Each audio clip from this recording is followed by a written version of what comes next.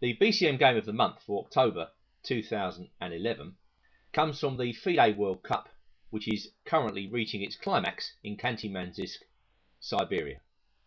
And this is an excellent example of how to play the Sicilian Najdorf and the flexibility of that approach.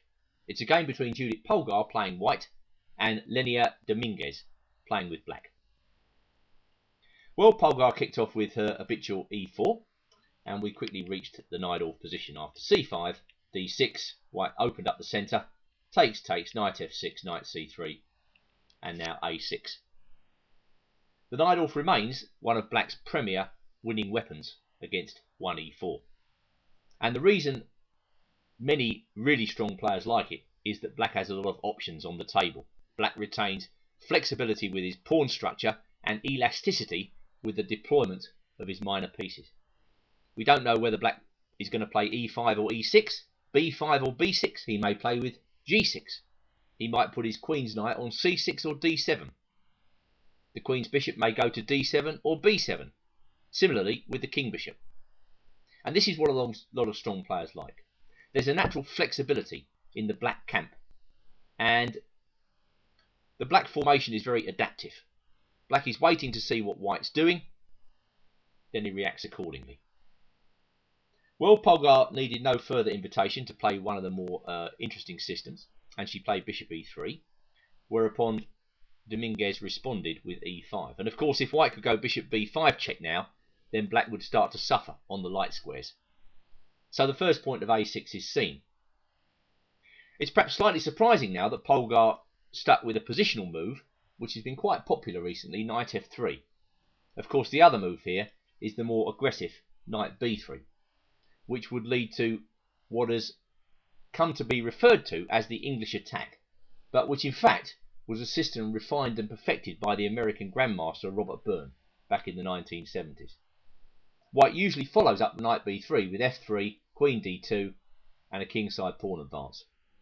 And many strong English players further refined this approach in the 80s and 90s. Well, as I say, Polger sticks with knight f3, and now black just gets on with traditional Najdorf development. Bishop e7, white gets to put her bishop on the aggressive square c4, and both sides castle. Black puts his queen on c7, and white goes bishop b3.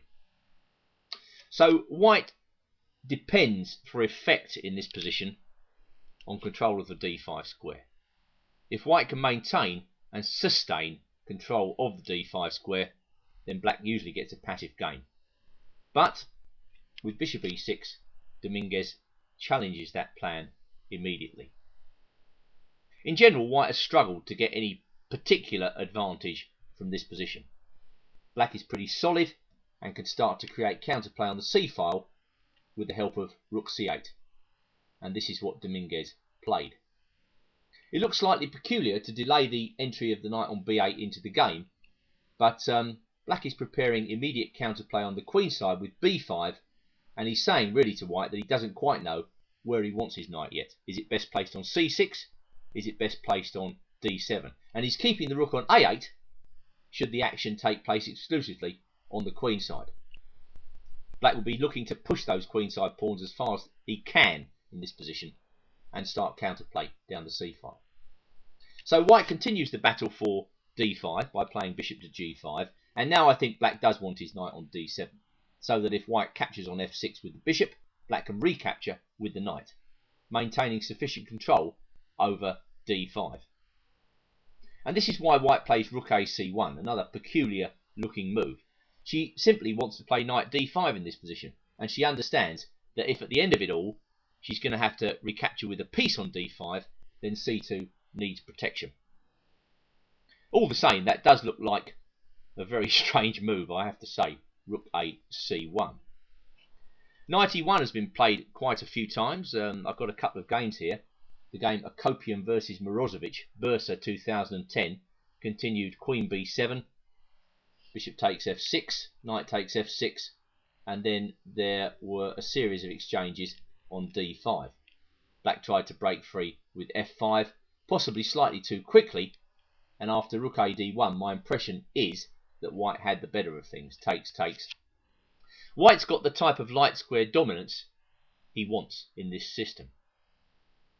Going back to the position after knight e1, perhaps better for black here is the sensible rook a b8. When in the game Votava versus Hracek, Czechia 2011, white again went through with this exchanging mechanism on f6. The knight came into d5, bishop takes d5, bishop takes d5, and now because black has sensibly moved that rook from a8, he can get on with counterplay with a5, and the knight on f6 keeps control over d5.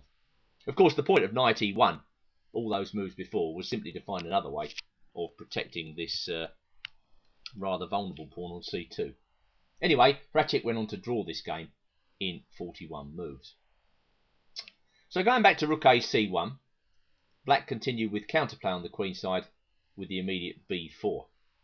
Again, other moves have been played.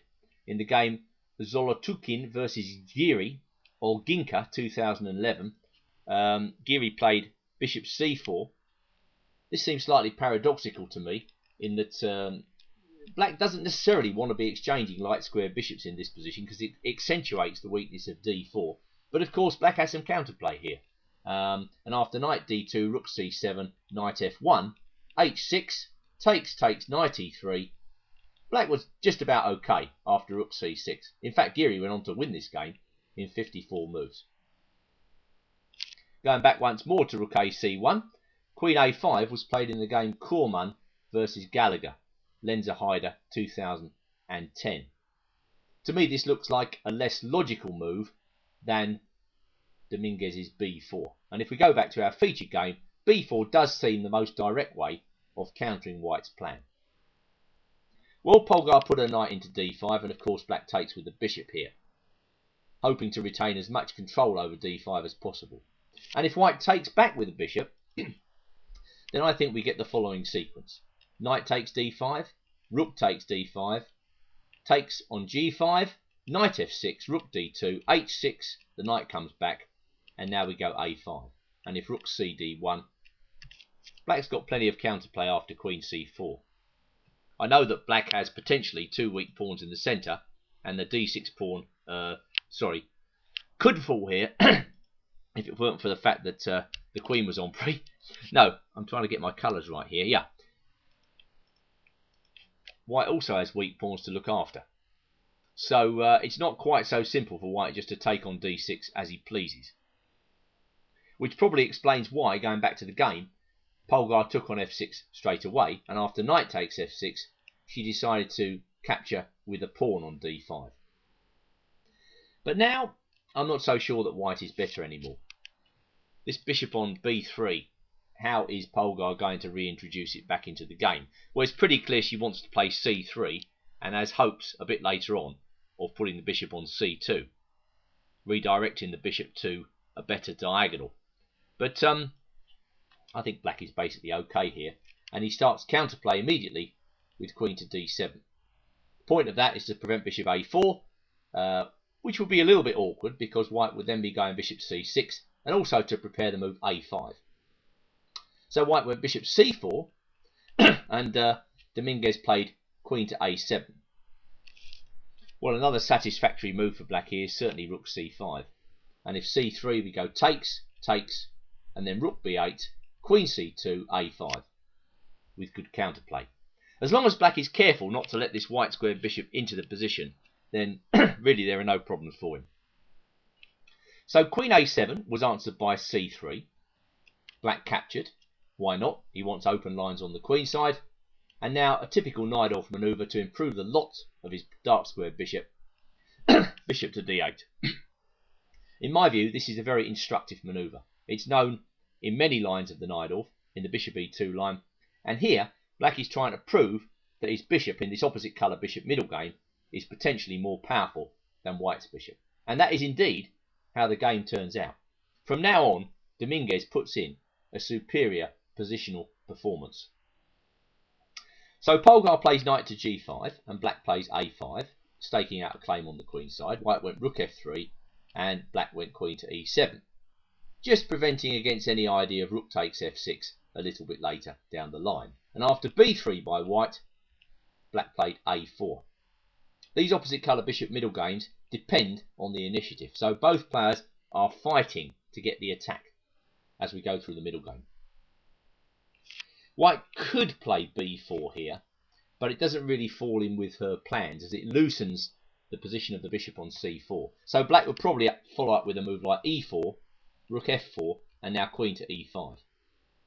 I think this is just a good move here, forking the rook and the knight. So white's got to probably play some speculative move like rook takes f6 and then knight takes e4. But black is absolutely fine here after bishop d8, bishop d3, and then g6. When I think he should be the exchange up for nothing really. Well, a pawn, but black's got plenty of activity for his rook, so he should be better. So going back to the game, Polger plays rook h3. Black plays g6, envisaging an improvement in pawn structure by playing a subsequent f5. Queen c2. Black open lines on the queen side, and now finally gets to play this excellent move, bishop b6. Najdorf players, please study this manoeuvre by the dark squared bishop. After rook f1 there came knight g4, and after knight e4 black starts to take over the game with f5. And from now right to the end it's downhill all the way for Judit, unfortunately. She's being outplayed. We've got an opposite colour bishop middle game on the board, and as you can see black's bishop is now vastly superior to white's bishop. And in common with similar positions from the Sveshnikov variation or Pelican variation, black now has substantial attacking chances on the king side, based upon, well, the simple advance of the pawns, e4 and f4 at the right moment. So this is why Polger gets her rook out of the way. Rook c7, queen c3 and rook ca7 saw black increasing his control. White went rook d2, and now bishop d4 was an excellent move. And in order to stop black from playing e4 on the next move, Polger maintained control of the position by monitoring the bishop on d4. But rook a1, g3, black took on f1 and played bishop c5. King g2 and now finally e4. And this position is all about active and passive pieces. Black has 3 active pieces and a dominant mobile pawn chain. White meanwhile has a bishop that looks like an overgrown pawn, a slightly weakened king position, and quite a passive position for all her pieces. So it's no real surprise that Dominguez is able to win this position. Now came a move which slightly surprised me when I first saw it, but when you see the continuation you realise it's totally logical. Rook e8. Instead I thought black should continue the policy of activity here with rook a1, but then rook a2, and if f4 now, we can play g takes f4. Turns out after takes, queen takes f4, queen e2, queen g5 check, king f1, queen f5, king g1, it's difficult for black to make further progress. Sure, black is better, but I don't know, is he really winning after h5? Clear advantage, but maybe not a win. But in the game, rook e8 is excellent, and it's the prelude to the move f4, which in essence is going to be the winning idea. If rook a2 now for white, we go f4 with a really strong attack. So Polger played f3. Black opens up lines. He's very happy to. Rook e3, and now the initiative runs on oiled wheels after queen e5. Polger tries to bail out with queen f4. No, says black, no way. And rook a2 was answered by the cold-blooded rook e1. White doesn't really have any threats in this position.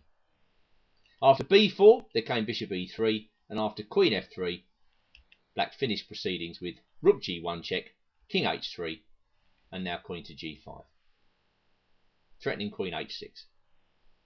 A really excellent positional demonstration there by Dominguez, and I hope you enjoyed that game as much as I did. Thank you for listening, and thank you for subscribing to the BCM.